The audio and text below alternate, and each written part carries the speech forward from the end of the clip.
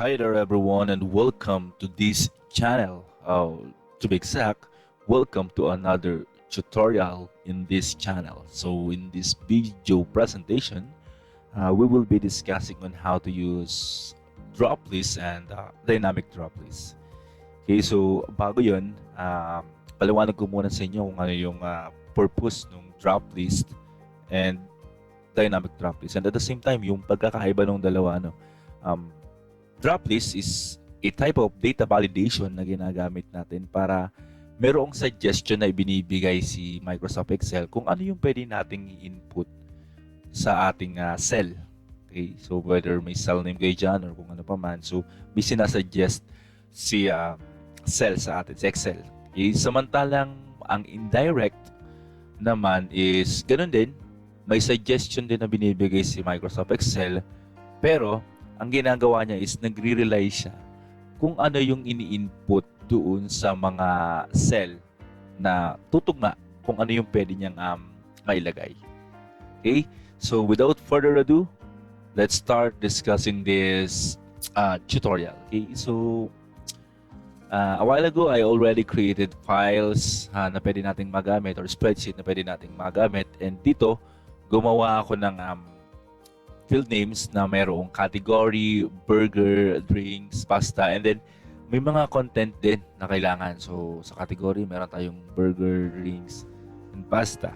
So, dito naman, under burger, makikita nyo sa field name natin, meron siyang iba't ibang uri ng burger na pwede nating pagpilian. Okay? Sa drinks, ganun din. So, drinks, soda, pineapple. So, pasta, under E4. Pagdating naman doon sa D1, meron ding pasta na meron ding iba't ibang laman. Okay? Mahalaga na tama yung ating mga data dito. So, tandaan nyo to. What we're going to do is we will be creating range. So, we will be defining names na kailangan natin para makakapaggawa tayo ng drop list. Okay?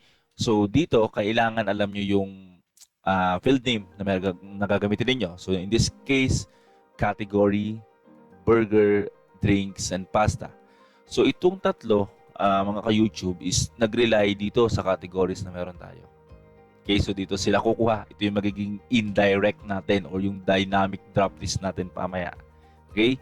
So, pwede kayo mag-try ng same data or kaya naman gumamit kayo ng ibang data para mas matry ninyo. Okay? What we're going to do first is we have to create range. Okay? So, kung hindi nyo alam kung paano gumawa ng range, idinaskas ko din po ito doon sa mga nauna kong video. You can check my channel para mapanood. And at the same time, yung paggagawa ng cell name and so on. Okay? But this time, I'll be showing you how to create range in much simpler way. So, ganito po yun. So, all you need to do is highlight all these things. Okay, yan. Highlight nyo lang siya. Click and drag. And then from here, you have to make sure na walang nasa upper part. Okay, for example, nag-start kayo on A3 and then blanco yung nasa ibabaw. So, hindi siya magiging okay. Okay. So, ganun siya. So, kailangan sagad-sagaran siya and then there is no data somewhere around. Okay? And the next thing that you have to do is we click on formula. Okay? And then from formula or tab formulas, we have to find the command create from selection, which is under the group define names. Okay, so this one. Okay, and then click on create from selection. So we have created a selection from here. Ito po yun, yung ating ginawang range. But ang pagkakaiba is yung range natin is from A, B, C, and D column. Okay, from this, let's click create from selection, and then ang lalabas po dito is kung meron kayong top row, left column, bottom, and row. Since what we only need is yung top row, o ito lamang, kasi ito lang yung gusto nating or kailangan natin to be exact na range or name, hindi natin i-check sa left column kasi there will be a confusion from top row since pares sila na may burger, drinks, and pasta. Nagkakaroon siya ng confusion. So, since what we need is name ng bawat field name, tatanggalin natin si left column and then click OK. From here, we already created or we already defined names from each range under each column. How can we check that? All we need to do is click on name manager. And then from here, makikita nyo na meron na tayong range. Nandun na si burger, na nakasulat na din doon kung alin yung range na meron siya, si categories, si drinks, and pasta. Kung meron kayong idadagdag, all you need to do is click on new, and so on. Okay? Then click close. From here, okay na tayo. Okay? So meron na tayong data na pwedeng magamit. And after that, I already created sheet 2 in this cell. So gumawa ako ng field names na pangalan ay category, product, and price. So depende na yan sa inyo kung anong gusto nyong gamitin. So what we're going to do is that we will be using direct dito a drop list. This is a drop list, and this one will be indirect in this one na magre-rely under this. So price, hindi na natin lalay dyan. So bahala na tayong mag-manual input from that. Okay? But of course, pwede nyo din siyang lagyan ng drop list. Okay? Or kaya naman exact value for that. Okay? So all we need to do first is we have to create drop list. Madali lang. All we need to do is select a range. For example, I would like to use A2 through, maybe I would like to try A9. Okay, I guess. And then from here, let's go on data validation, which is under the tab data. And after that, click on data validation, which is this one. So kung hindi kayo familiar sa data validation, I also have a tutorial from this. Okay? So click nyo lang to. And then from here, we will now select data validation criteria, which is dito, papalitan natin siya ng list.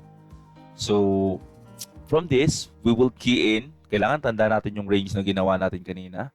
So we key in categories, yung meron tayo doon, categories, burger, drinks, and pasta. Okay, since we will be relying on categories, we key in equals, and then category. Okay, and then hit OK. Okay, so automatic, dapat lalabas yung drop list natin dito. So we have A9. From pag sinelect natin tong button down, is lalabas yung ating burger, drinks, and pasta. Okay? So, okay na siya. So, try nga natin sa A9. Okay, meron din. Okay? Next thing that we have to do is we have the indirect. So, from the indirect, kailangan lang natin is the same thing. Okay? We have to select the range, but this time, we will be using the function indirect. Okay? So, i-equal natin and then type indirect. Ito yung function na kailangan natin. But we will be not typing indirect in the cell, but we will do that in the data validation, okay, para mas tumama siya. Depende sa kung anong in-input natin sa ating categories. Okay, now what we need to do is select a range from the column B, which is the product, and then range, then go to data validation again and select list validation, click list, and from here we have to key in equals indirect. Okay, open parenthesis, and then click on this one. Okay, then after this, tanggalin natin tong second S. Okay, sorry. Yan. And then close. Okay, so ang sinasabi natin dito is indirect. Concatenate, that is a concatenation. Okay, so which means kukunin yung laman ni A2. Okay, and then find indirect kung ano yung tatamang laman doon sa ating source. Okay, so then click OK, hit OK. Lalabas dito, the source currently evaluates to an error. Do you want to continue? You have to click yes. Okay, before that, I would like to explain bakit naging error. It is simply because walang laman yung ating category. Okay, so walang problema doon. Just click OK. And then, let's try to put input on categories. So dito, categories. Maybe I would like to try burger. Then from here, dapat ang lalabas dyan is kung ano lamang yung nasa sheet natin. So under column burger, we have cheeseburger, double-decker, and whoopers. Okay, balik tayo dito. Then, dapat yun lalabas. Okay, so we have cheeseburger, double-decker, and whoopers. Okay, same thing pag dito. Ganun din. For example, drinks. Let's try drink. We have soda and pineapple. Since meron po tayong blanco kanina doon sa ating range, meron din siyang blankong isa. Okay, so for example, I would like to have pineapple and then maybe this one I would like to try pasta. Let's see if magpapalit din yung laman. So we have spaghetti and chicken alfredo and then that's it. Okay, surprise, we will be doing that data validation, of course, on our next tutorial. Okay, hope this video helps a lot. Kung meron kayong problema on data validation, sana nakatulong tong aking tutorial.